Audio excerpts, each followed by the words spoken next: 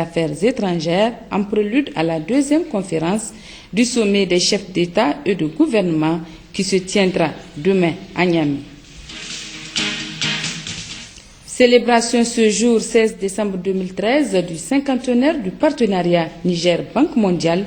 À l'occasion, une journée porte ouverte a été organisée. L'Organisation internationale pour les migrations a procédé ce matin à la remise officielle de matériel de bureau d'informatique au profit de l'Agence nationale de lutte contre la traite des personnes. Bonsoir à tous et bienvenue dans cette édition. La question de l'unité nationale et de la cohésion sociale dans notre pays, on ne cessera jamais d'en parler. Ce sont des valeurs qui nous sont chères et de ce fait doivent être jalousement sauvegardées par tous. Une responsabilité qui incombe en premier chef à la classe politique. Des préoccupations qui ont suscité ce commentaire de Ousmane El Haj Ibrahim.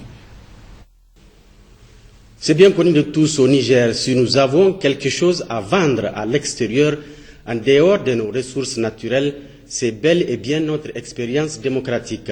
Une expérience bâtie sur des socles de la fraternité, de la paix et de l'unité nationale. Des valeurs essentielles que nous avons su intégrer dans tous nos actes de tous les jours et nos actes réglementaires et législatifs qui régissent la vie publique dans notre pays. Notre classe politique, tous bords confondus, a joué un rôle de premier ordre dans l'enracinement de ces valeurs fondamentales. Quelle que soit leur divergence idéologique, nos hommes politiques ont fait jusque-là montre d'une modération certaine dans leurs propos, se gardant ainsi de porter atteinte à cette culture de paix et d'unité nationale si chèrement acquise. C'est cela qui a permis au peuple nigérien d'être à l'abri jusque-là de toutes les épreuves fratricides connus par d'autres peuples qui, dans leurs expériences démocratiques, n'ont pas pu surmonter leur sentiment de grégarité. Cela risque-t-il de nous arriver? Sommes-nous encore capables de régler nos divergences politiques sans succomber aux sirènes de nos instincts grégaires? Des questions qui méritent vraiment d'être posées, puisque depuis quelques jours, cette quiétude sociale est en train d'être battue en brèche par des propos va-t-en-guerre et à caractère purement ethnique de certains hommes politiques tenus en public et ce, en violation flagrante des dispositions de notre charte des partis politiques et des valeurs sociales de la fraternité et de la cohésion sociale. Que l'on ne se méprenne aucune voie autre que celle dictée par le sens des responsabilités des hommes politiques vis-à-vis de leurs militants en particulier et du pays en général ne peut être porteuse en matière de règlement des conflits idéologiques et encore moins de la conquête du pouvoir. Toute rhétorique identitaire venant d'un responsable politique peut être comprise par des partisans comme un encouragement à la violence. Voilà pourquoi la notion de responsabilité doit être considérée comme une exigence forte devant orienter toute action politique. Nous osons espérer que tous les responsables politiques qui nous regardent en ce moment puissent continuer à sauvegarder jalousement les valeurs qui ont fait de nous un peuple uni et solidaire. Merci Ousmane. Deux audiences ce matin au cabinet du président de la République. Le chef de l'État Issoufou Mamadou s'est tout d'abord entretenu avec Ekwe Podar, chef de division adjoint au département Afrique du Fonds monétaire international FMI. L'audience s'est déroulée notamment en présence du ministre des Finances Gilles Baye. Avec le Fonds monétaire international a des relations très solides avec le Niger, qui a un programme avec le fonds de ne pas la faciliter l'ajout de crédit. Et dans ce cadre, nous faisons des visites périodiques pour passer en revue les développements récents et voir l'évaluation du programme sa mise en œuvre et aussi dessiner les perspectives à venir. Donc nous avons eu l'occasion de passer en revue tous ces points avec le chef de l'État. Le programme du fonds suit vraiment de très près le programme de développement économique et social du Niger. Nous suivons les plans qui sont développés par les pays et nous essayons dans la mesure de les compétences du Fonds monétaire international de les aider surtout dans le cadrage macroéconomique, dans les perspectives budgétaires. Donc voilà un peu sur ça. Et également le fonds prévoit l'assistance technique pour les pays, pour renforcer les capacités dans ces domaines qui sont les nôtres. Le président de la République devait ensuite recevoir Ousmane Diagana, directeur des opérations pour la Guinée, le Mali, le Tchad et le Niger, à la Banque mondiale. L'audience qui s'est déroulée en présence du ministre du Plan, Amadou Boubacar Cissé, a porté sur la coopération entre la Banque mondiale et notre pays. Notons que Ousmane Diagana a également été reçu par le Premier ministre chef du gouvernement, Birji Rafini. J'ai eu la chance d'être l'un des principaux responsables du dossier de la Banque mondiale pour le Niger pendant 7 ans, dont 3 belles années passées au Niger. Mon institution m'a demandé d'aller servir dans d'autres pays africains. Donc il était normal que je vienne saluer le président de la République et à travers lui aussi saluer le peuple du Niger et les remercier pour ces belles années que nous avons passées ensemble à travailler sur comment relever les défis de développement nombreux auxquels le Niger est confronté. Pendant cette visite, je suis accompagné de mon successeur, M. Paul Numba, et nous avons aussi saisi cette occasion pour magnifier le partenariat entre la Banque mondiale et le Niger, parce que ça fait 50 ans que nous cheminons ensemble. Alors avec monsieur le président de la République, nous avons parlé de ce que nous avons fait ensemble ces presque 3 années qui finissent, pendant lesquelles nous avons pu multiplier le volume de nos interventions à plus de 2 fois, on est passé à peu près à 300 et quelques millions de dollars à plus de 700 millions de dollars. Y compris un programme très important de prévention et de gestion des crises et des catastrophes que nous avons signé tout à l'heure avec monsieur le ministre du Plan de 106 millions de dollars.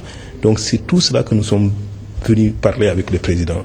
Qu'est-ce que nous avons fait ensemble ces 3 dernières années depuis qu'il est aux affaires, mais surtout qu'est-ce que la Banque mondiale et le Niger ont fait ensemble pendant 50 ans. Lorsque nous regardons rapidement derrière nous, on se rend compte que c'est un partenariat qui a beaucoup évolué.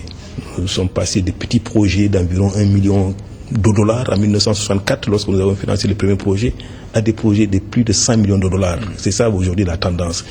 Et c'est véritablement grâce certainement à la vision globale que les autorités nigériennes ont pour leur pays afin qu'ils amorcent une croissance durable.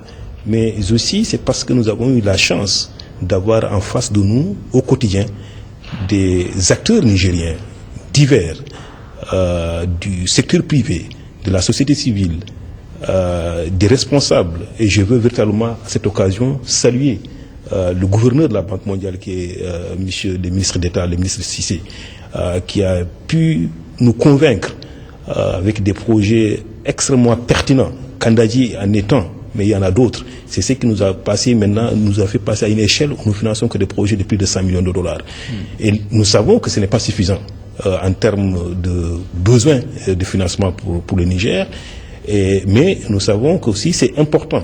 Et pour que ces projets importants impactent le Niger positivement, il faut les exécuter rapidement, avec qualité, avec transparence, avec des résultats définis et mesurés.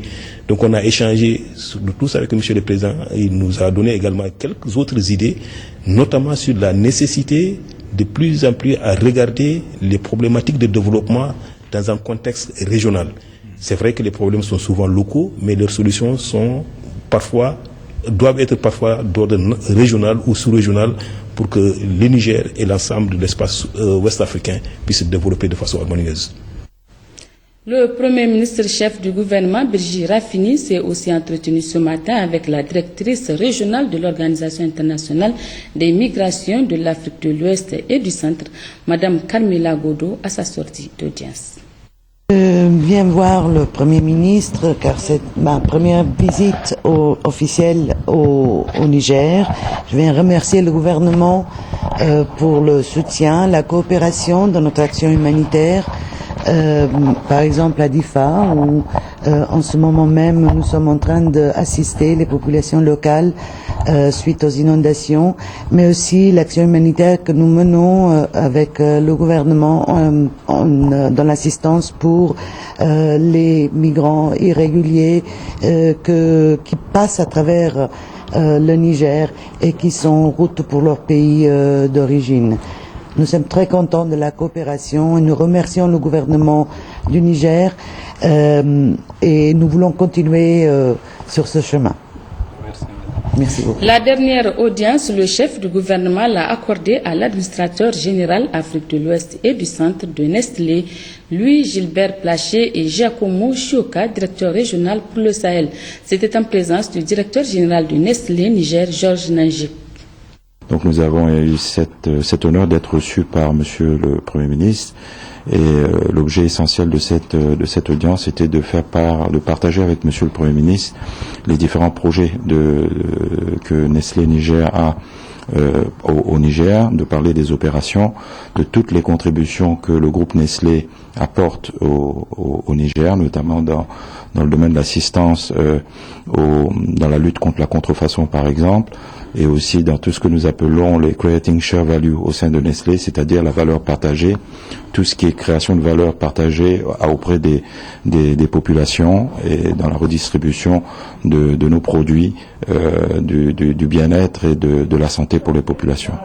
C'est un dossier qu'on est en train encore de gérer, dans le sens qu'on a des partenaires. Je ne veux pas trop parler aujourd'hui parce que je pense que c'est des choses que c'est mieux les faire et après les communiquer. Mais effectivement, c'est une opportunité partagée entre le groupe Nestlé et aussi le Niger, parce que Nestlé il a besoin de ce type de produits. Et le Niger il peut bénéficier de l'opportunité de transformer cet oignon en place plutôt que juste le traiter comme produit fini. Donc c'est une opportunité qu'on est en train d'étudier, de travailler avec des partenaires, deux différents partenaires. Et puis, intronisation samedi dernier du nouveau chef de canton de Harkanassou, l'honorable Amadou Seyni Magaji. C'était en présence du président de l'Assemblée nationale, Hama Amadou, de plusieurs membres du gouvernement ainsi que de nombreux invités. Compte rendu Manu El Haj Sido. Érigé en canton en 1902 sous le règne de Germoko Sido Hama, le canton de Tchota dans le département de Bobo, région de Dosso, vient d'introniser son 7e chef de canton à la personne du colonel à retraite des femmes, l'honorable Amadou Seyni Magaji, sous la présidence du gouverneur de la région de Dosso, M. Seydou Zataw Ali, en présence du président de l'Assemblée nationale, son Excellence M. Hama Amadou, du président de CESOC, son Excellence M. Moussa Moumouni Germakoy, de plusieurs membres du gouvernement, des députés nationaux, des chefs traditionnels du Niger et du Nigeria, des parents, amis et connaissances et plusieurs invités. Au cours de la cérémonie, après le mot de bienvenue du maire de la commune rurale de Harkanassou et le représentant de la famille royale, M. Boubacar Sadou Sidikou d'Ichemogo, qui a réitéré tous ses remerciements aux invités en retraçant l'historique de ce canton qui vient d'introniser son 7e chef élu le 19 septembre 2013, le représentant des chefs traditionnels du Nigeria, tout comme celui de l'association des chefs traditionnels du Niger, l'honorable Mayati Tahirou de Hamdallaï, ont remercié le nouveau chef tout en lui prodiguant de sages conseils avant de lui souhaiter bonne chance dans ses nouvelles fonctions. Le gouverneur de la région de Dosso, M. Seydou Zataw Ali, en prenant la parole au nom du président de la République, son Excellence El Hadji Issoufou Mahamadou, et du Premier ministre chef du gouvernement, El Hadji Birji Rafini, félicité l'honorable Germakoy Amadou Seyni Magaji d'avoir vécu ce jour historique avant de le rassurer de tous les soutiens des autorités de la 7e République dans le cadre de l'accomplissement de sa noble et exaltante mission.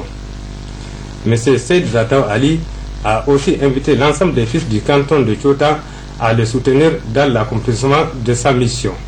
Se fit ensuite la cérémonie d'intronisation par les chefs traditionnels du Nigeria et des Sabiri de Dosso. Sachez enfin que cette cérémonie a été sanctionnée par plusieurs manifestations culturelles.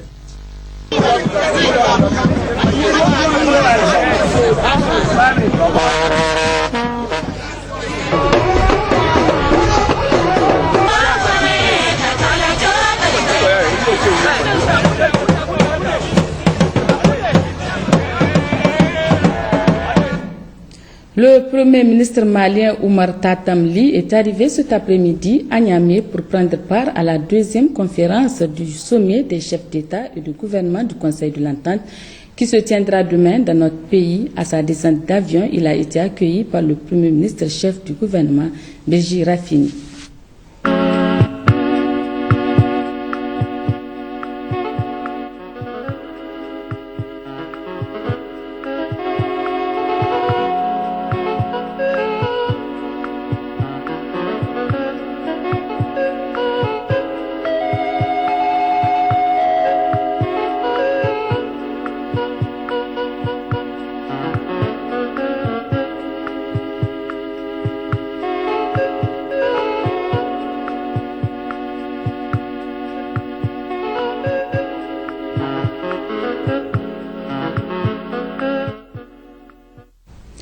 En prélude à la deuxième conférence du sommet des chefs d'État et de gouvernement qui se tiendra demain à Niamey, le ministre d'État, ministre des Affaires étrangères, Mohamed Bazoum, a présidé ce matin à Niamey la 5e session du Conseil des ministres des Affaires étrangères. Une session qui se penchera sur plusieurs points, dont la recherche des sources alternatives de financement indispensables à la bonne marche de cette organisation commune. Compte rendu Moussa Hamani et Issoufou Soleiman. Cette 5e session du Conseil des ministres des Affaires étrangères, présidée par le ministre en charge des Affaires étrangères et de la coopération, Bazoum Mohamed, se penchera sur plusieurs points importants, à savoir la mise en œuvre du plan stratégique 2013-2016, le programme d'activité 2014 et le budget 2014 du secrétariat exécutif, les sources alternatives de financement du Conseil de l'Entente et le rapport d'activité 2013 du directeur général du CERFER. Le développement de tous ces points, et particulièrement celui de la recherche des sources alternatives de financement, permettra au Conseil de formuler d'importantes recommandations au sommet des chefs d'État, des décisions qui redynamiseront cette organisation sous-régionale. C'est en effet ici même à Niamey que le 17 décembre 2012, la conférence des chefs d'État et de gouvernement a eu à prendre des décisions stratégiques pour le devenir de l'organisation. Il s'agit du renforcement de la coopération politique et culturelle, de la paix et de la sécurité. Il s'agit de la réalisation prioritaire du projet intégrateur de la boucle ferroviaire Abidjan-Ouagadougou-Niamey-Cotonou-Lomé. Il s'agit de la dissolution du Fonds d'entraide et de garantie des emprunts du Conseil de l'Entente et du transfert de son patrimoine au Conseil de l'Entente. Et enfin de la recherche de sources alternatives de financement pour le Conseil de l'Entente. Au cours de l'année 2013, au terme d'un travail approfondi, 3 sources potentielles de financement ont été identifiées. Le secrétariat exécutif voudrait compter sur votre Conseil pour faire une recommandation forte sur la source la plus pertinente et exploitable à court terme aux fins d'apporter une solution durable au lancinant problème du financement du Conseil de l'Entente. Il va de l'avenir de notre organisation commune ainsi que de l'efficience de l'actuelle équipe du secrétariat exécutif.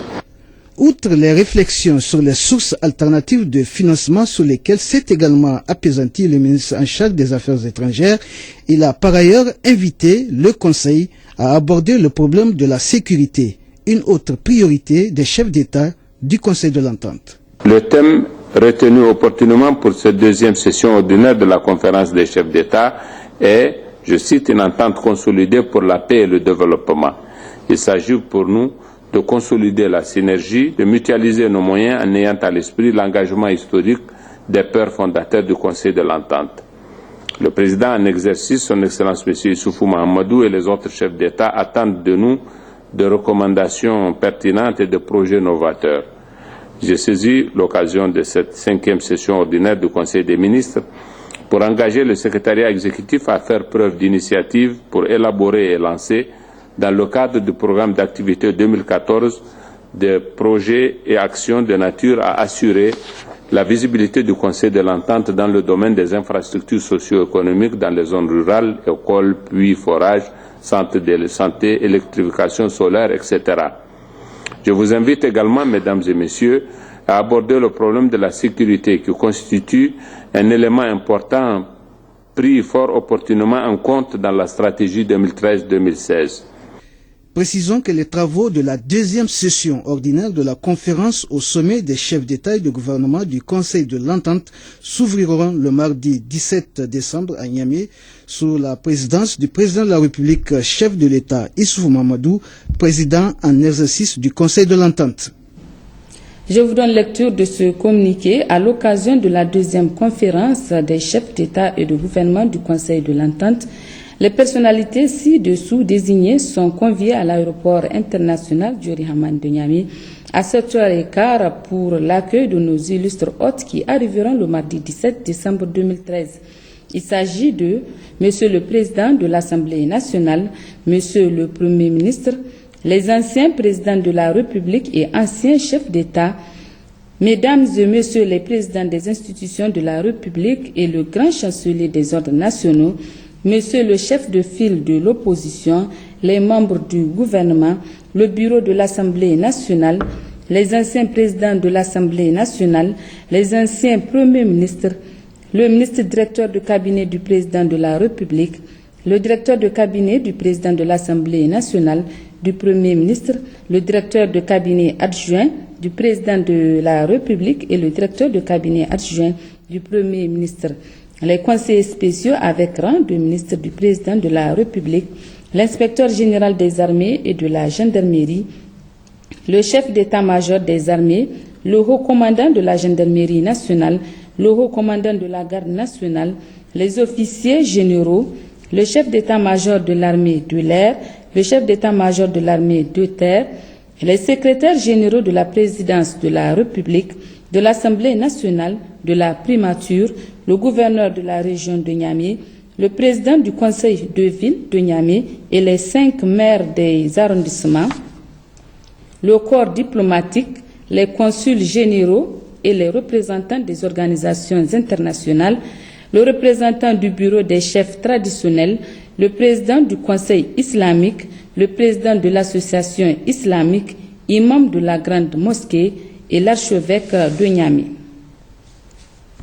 Le Conseil de l'Entente est une organisation dont l'objectif est de contribuer au renforcement des relations politiques entre les États membres en vue de maintenir entre eux et dans la sous-région ouest africaine un climat de paix, de sécurité, de solidarité et de compréhension mutuelle nécessaire pour un développement économique et social durable. Retour sur la mission de cette organisation et sa réhabilitation par les chefs d'État actuels des pays membres afin de lui donner de nouvelles orientations. Résumé, Moussa Hamani. Créé le 29 mai 1959, le Conseil de l'Entente regroupe le Bénin, le Burkina Faso, la Côte d'Ivoire, le Niger et le Togo.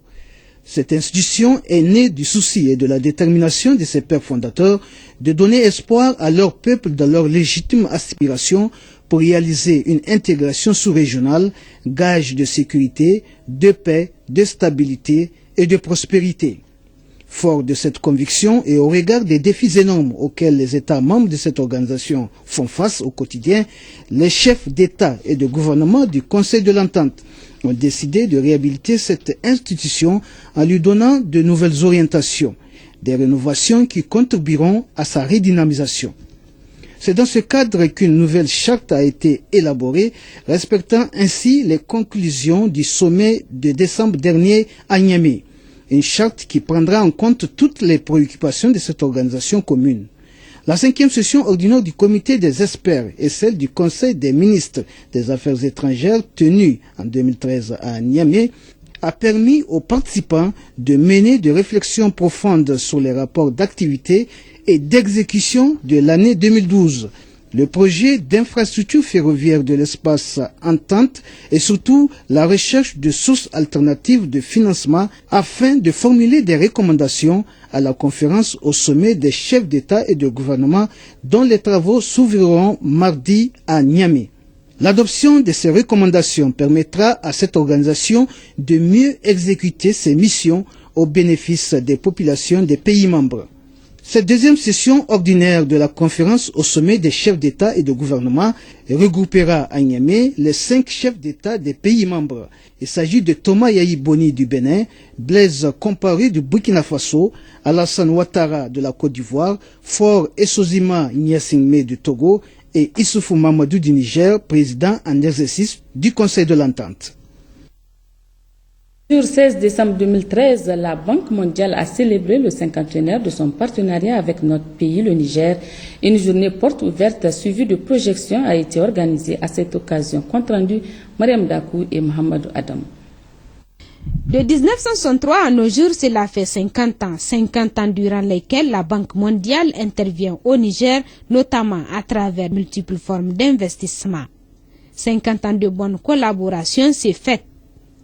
C'est donc dans l'optique de célébrer l'événement en vue de réfléchir sur l'ensemble des investissements de la BIRD d'antan que cette cérémonie est organisée. L'objectif de l'événement qui nous réunit ce matin Évidemment, il ne s'agit pas de célébrer, il ne s'agit pas de le commémorer.